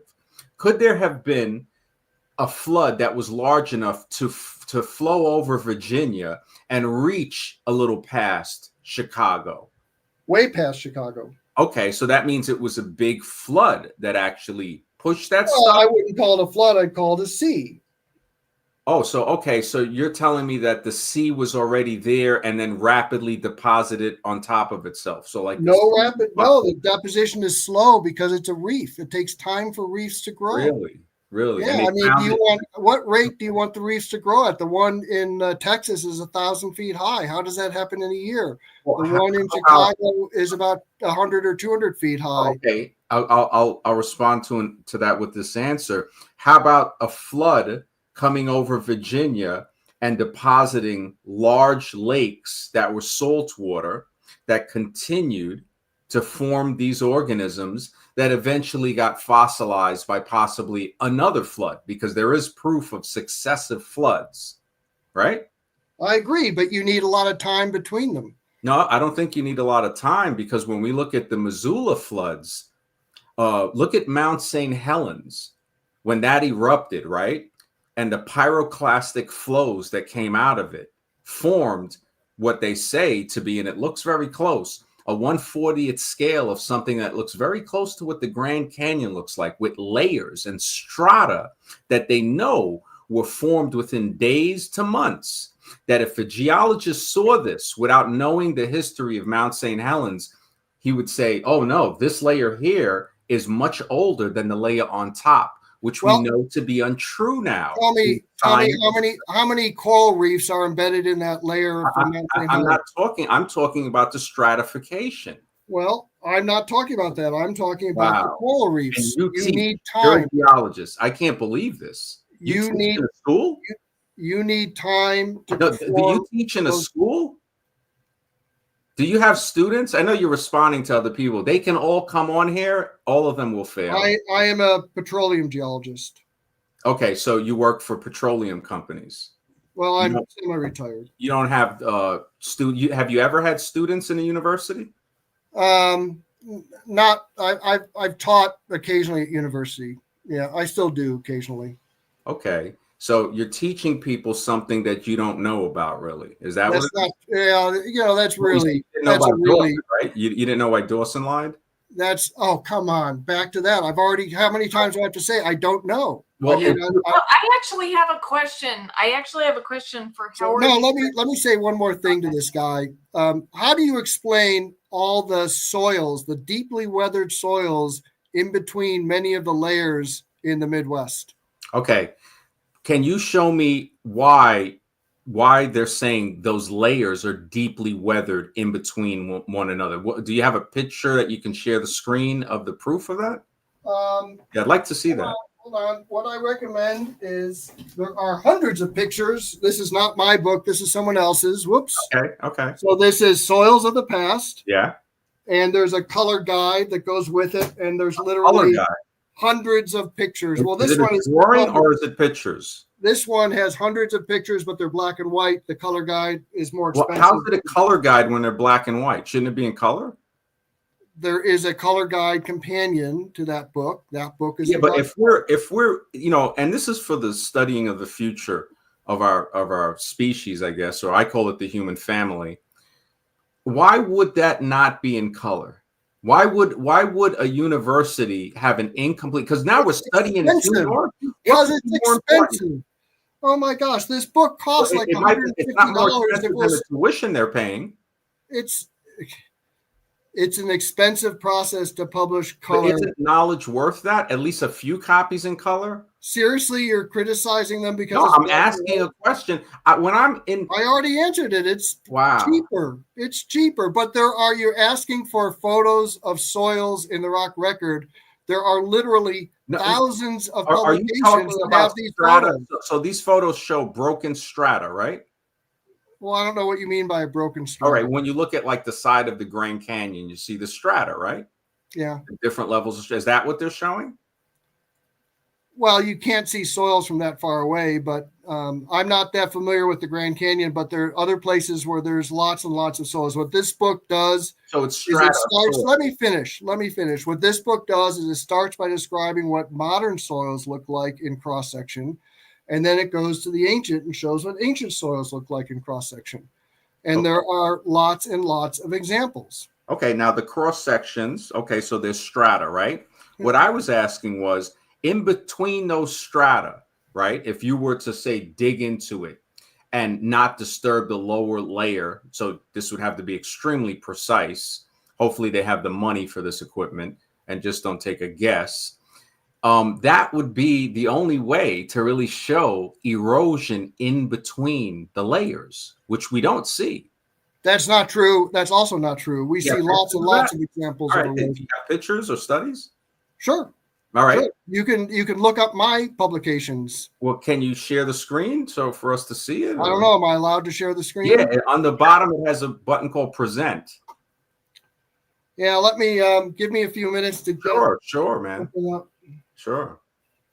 This is great. I got about another 10 minutes, Rebecca. Me too. Yeah, I have to shut it down in 10 minutes. So I usually stream on tonight, and that's why I was getting ready. And I said, wait a minute, evolution. And honestly, when I saw it, I thought both of you guys were evolution. And then when I came backstage, I was like, oh, evolution is full. I was like, wow. So this is, both sides, Let me look. It's just. Yeah. Well, I'll have to come by your channel sometime. What is your channel called? I'll warn you, we get a little crazy over there because we talk about all type of conspiracy stuff, and it's just a fun channel, But we do evolution debates as well. So I can't show you everything, but I can show you one example. And so let me see if I can present,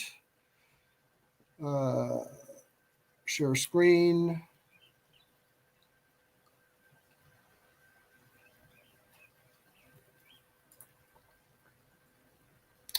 Hold on, I need to close down some data that I'm working because it's proprietary. Mm-hmm. Yeah, we do a lot of different things, Rebecca, but you're always welcome. And anybody else, I don't really like to promote, I just came here to talk with you for a few minutes. All right. So I don't know. Do you see my screen? Yes. Okay. So this is just one small example. There are thousands of these examples. There's a guy for scale right there. Do you see where I'm pointing? Uh-huh. Okay, so these beds going to the left that are flat, those are all marine. They have marine fossils, they have marine sedimentary structures, and then you can see there's a surface cutting down right there. It cuts down and it keeps going underground and comes up on the other side. There's a talus pile here. And these sediments lack marine. They have only terrestrial fossils and no marine fossils. Okay. So this is just one small example of incision between layers, but I can show you examples that Can you are zoom in a little? miles wide, miles wide. Can you zoom in a little, like to where we can see, you know, the cracks, or like maybe the human being a little closer? Well, this isn't the highest resolution photo, but there you Okay. go. Yeah, you know, and what I'm wondering is, okay, now in between these layers, how do we know there's been erosion? You know, that I'm looking for a very scientific, you know, What do you mean? repeatable. You don't see this surface coming down? That's the Well, erosion. that surface is exposed, so of course it's going to be eroded by No, wind and rain. we're looking at a cross section in a canyon. I This know. is looking at a cross section. So this bed You know, right here. Actually, let's look at this bed. I'll That bed explain. right there is eroded out. It's gone right there. Well, it's eroded from the outside that we're looking at. Now, the scientific method is to crack or shave off a linear piece of rock to get behind what we're seeing that doesn't have the present day erosion. Well, this And isn't examine present the day. layers. This is all ancient stuff. You can see on No, the no, other no. side of the. I'm not talking that it's not Let me ancient. finish. Let me finish. On the other side of the canyon behind me, where I took the photo, you can see this canyon or this channel continue. Can you zoom into that? Can you shift it over a little? Well, I can't. No, I mean on the other side No, to the behind left, me to the when I left. took the photo. No, more to the left. The left of the photo had bigger marine chunks, right? This is all marine. Okay, Yeah. now if you go a little more to the right, you're saying the inclusion, the non-marine inclusion came about right there on It's the right top left, that surface right there, and it goes up to the top left, right? and it goes up here. Okay. That's Can the you zoom in? surface. And to the left of that, it's all marine. To the right of it, it's all non-marine. Okay, so now what is your explanation for this? The terrestrial part was pushed up over these marine fossils or something? No, sea level went down and a river eroded the former marine beds. And how do you know this? Because this is all deposited by rivers, because it's only got terrestrial fossils and the sedimentology is consistent with rivers, and because there's soils laterally to this. If you follow this surface up to where it levels out, there's a soil. Okay, now this doesn't show me erosion between the layers like you had originally exactly said. What I don't know what you would want. There's no, all right, when you look in between the layers, you were saying that there's erosion in between the soil layers, the fossilized layers. Yeah, when you come up How here. do you know that? This is not evidence of that. I'm looking for that. This is exactly that. I don't understand. This is a great evidence of an inclusion, but it's not evidence of soil erosion in between the layers. What do you think erosion between the layers is going to look like? Erosion between the layers. That's what it's There's erosion between the layers. The layers You're on the left showing me an inclusion of non-marine fossils on top of on a slant of marine fossils. That's what you're showing me. You're not showing me erosion in between the layers of the fossils. That's exactly what I'm showing you. I don't know how, and this is an inclusion, right? I don't know what you mean by an inclusion. All right. What did you mean by an inclusion then? I'd like to know. Inclusion is usually something inside a crystal. All right. So what do you mean when you say inclusion of these non-marine fossils? I haven't used the word inclusion. You have. You didn't use inclusion? I could have thought you used inclusion when you first were explaining this. You said this is an inclusion? No. No? So what is it then? I said erosion. This is erosion. No, not erosion. You used a different word on why the non-marine fossils are slanted over here on top of what appear to be marine. Well, everything is flat bedded. The only slant you see here is the scour surface. So, and this is what everything is flat. Like the top beds here are flat.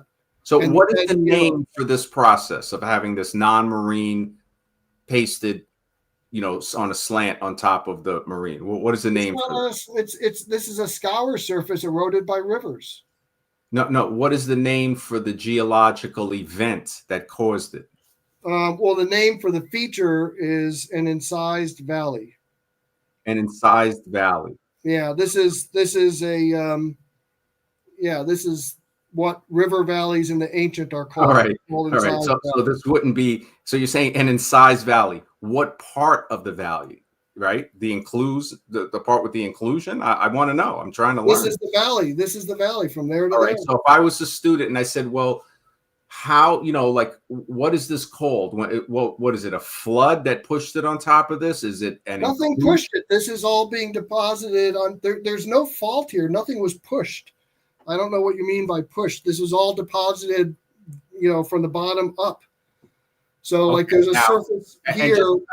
I'll check back because I really think you used inclusion, because it's basically, putting it, it includes it into it, and it really, I could be mistaken, but I don't think I did. If I did, I inclusion. apologize. It wasn't a word I meant to use. Well, no, it actually he said incision or something, or no, it fits the purpose though. I'm not saying you're wrong with it, but then you backpedaled saying you didn't. But that's okay. I did. I really don't think I did. Okay, I'll check it. I'm gonna hop out, and I really appreciate having a conversation with Rebecca. What I suggest you do is type the word, go into Google Scholar, and put in quotes Incised Valley, and then out of the quotes put in an age like Cretaceous. I'll do better than that. I'm going to go to the library in Manhattan. Well, no, don't go to the library because all this stuff is digital. It's all digital. Why? Wasn't the library the Hall of Records for us? Isn't that supposed to be where they should? Because if they put it on Google, everything is digital. Everything is digital these days. So go into Google Scholar. If you don't know what Google Scholar is, type Google Scholar into Google. And then type in quotes Incised Valley, and then space, and then type Cretaceous, and you should be able to get, 7, 8, 9,000 publications that describe incised valleys. Just in the Cretaceous. I really do. And thank you, Howard. Thank you, Rebecca, for having me. Thank you, Max. Yeah. Nice meeting you. Thanks for coming on. Take care and have a great night. You too. Can I ask you a question before we go, Howard? Sure. Okay. So, you mentioned that very few things are buried rapidly, but I'm kind of confused about that because I know this is actually your specialty, how fossilization happens. So what are the other one of my many specialties? Okay. I'm multi-talented. Okay. Well, I think this is what you got your PhD in, right? Is the way that fossils are preserved. Yes. Okay. So then if it's not rapid burial, what are the other ways that fossils are preserved? Well, the vast majority of fossils are hard parts, shells, bones, teeth, and they're isolated and they're abraded and they're reworked through time and then slowly buried. Okay, but other than that, because we have tons of full skeletons and that kind of stuff, I know it's less than I know we have millions and millions of teeth and that kind of stuff, but we have a lot of skeletons. So are all of the skeletons that we have rapidly buried? No. So there are what you need to do is first of all, recognize that museums are showing you the best of the best of the best, right? And so even though there are hundreds of beautiful fossils in a museum, they represent, a tiny, tiny fraction of a percent of the total fossils that are found. And they're only showing you the nice ones. The ones that have sat on the seafloor and been degraded for a long time, those don't make it onto displays. But they do exist. Yeah. They do exist.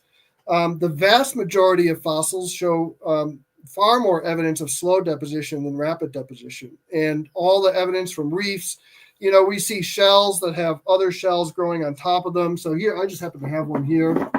So this is a tiny piece of a clam, and all these, let me see if I can get the light on here. Whoops. So all these chambers are oysters that grew on the clam. So what that means is that the clam, and this clam was maybe 1 meter in diameter, 3 feet in diameter.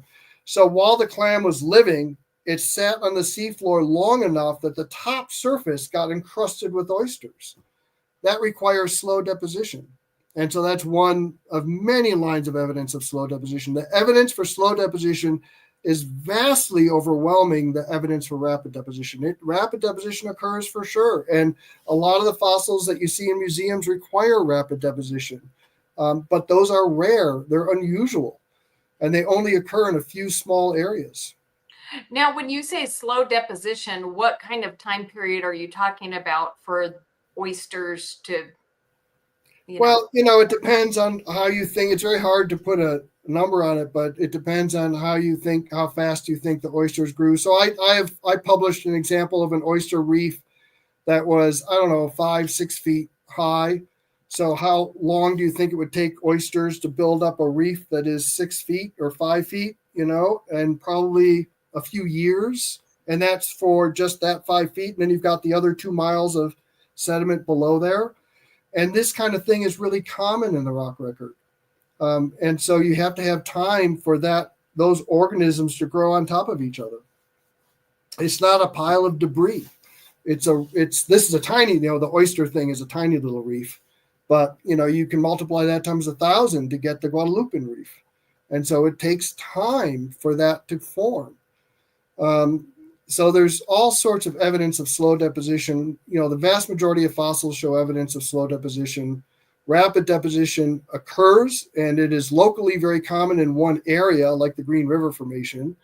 But you go outside of that. So I worked in an area in Kansas that had beautifully preserved fossil fish. I mean, just spectacular. But it was 100 yards by maybe 1,000 yards. That was it. You step 1 foot outside of it, no more fossil fish. I mean, you get teeth, but not articulated fish. They're small, and they require a special set of conditions, which is unusual, which is why you don't find very many of them, except in a few locations. But of course, you know, any museum that showed you a typical dinosaur fossil, which would just be a single tooth, nobody would go to that museum. People want to see the rare but complete specimens. And so that's why people, especially creationists, they go to museums, they get the false sense that these things are abundant when they're not. It's like, you know, it's like if you go to the Smithsonian and look at the mineral collection, you don't see the typical diamond that people find in mines. You see the Hope diamond. And, you know, it's rare, but that's what you find in museums. Museums are not there to show you what is typical states of preservation. They're there to show you what is the spectacular fossils that bring people to museums. So the physical evidence from the fossil record is not consistent with the Earth being a few thousand years old or even a few 100,000 years old. You need more time than that just to account for just the basic observations. And I don't know why this guy has a hard time seeing that incision. I mean, as a teacher, I've taken people to that outcrop, probably 200 or 300 geology students to that outcrop, a lot of them for industry, you know, because that is a particular type of petroleum reservoir that we find very lucrative. Okay, well, thank you. Well, if you watch the beginning, I brought up your pollen thing. What'd you say? Well, I added it to the list of things that may be not favorable to young Earth. But this is what I also said at the beginning is that, look, you're bringing things that don't match up maybe with the young Earth view. But the fossil record is no friend to evolution. Okay. And so I brought up several more major problems with the evolutionary story with regard to the fossil record. And I think for every one that you produce, I'll probably be able to match it on why evolution doesn't match up. I'm sure I can debunk all of your claims. Okay, well, go. Let's do it. I mean, right. I gotta go. Having these conversations, so you know, you can see what you want to debunk, and we can talk about it next time. All right, thank you for giving me the opportunity to speak. Yeah, thanks everybody for watching. And if you have evidence that you want to share for evolution, I'm trying to do this once a week. So prepare your evidence and please prepare something specific that you can show, and we'll talk about it. If it is good evidence for evolution, then it'll go on my list of good evidence, and I will prepare something that I will bring against evolution. So thanks for watching. Thanks for everybody who came on. It was a great conversation, and see you next time.